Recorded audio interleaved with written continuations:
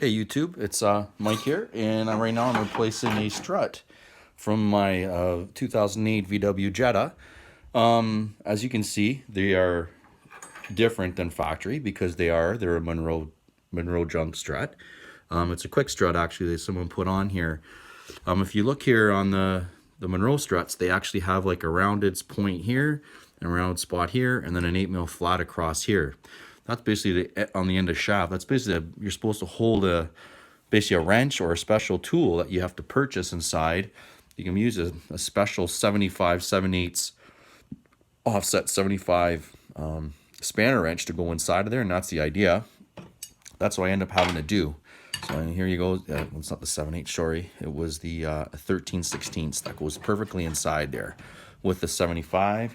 And the problem is with the Monroe struts, you can't really hold it with a wrench because it'll just round off and it goes turning and it's just going to slide right off. So you end up having to get a special tool that you need to purchase from Leslie, or a mechanic usually has it. It's a whole kit, costs like 180 bucks, 200.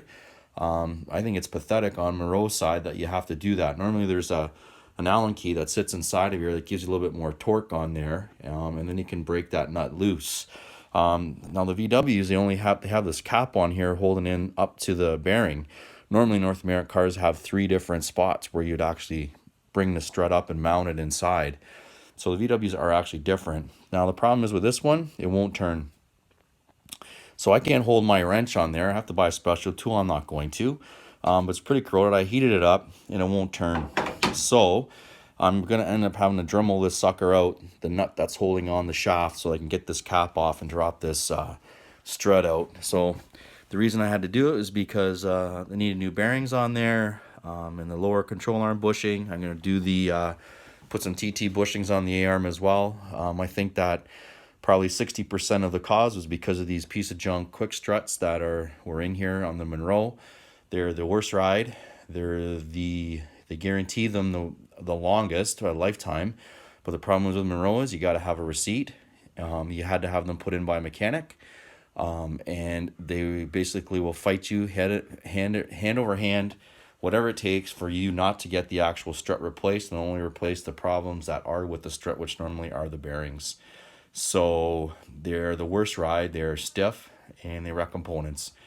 I recommend you never to buy Monroe struts for any car. I'd rather you or anyone spend a little bit more money on a better pair of struts and rebuild them as you need them instead of doing the quick struts.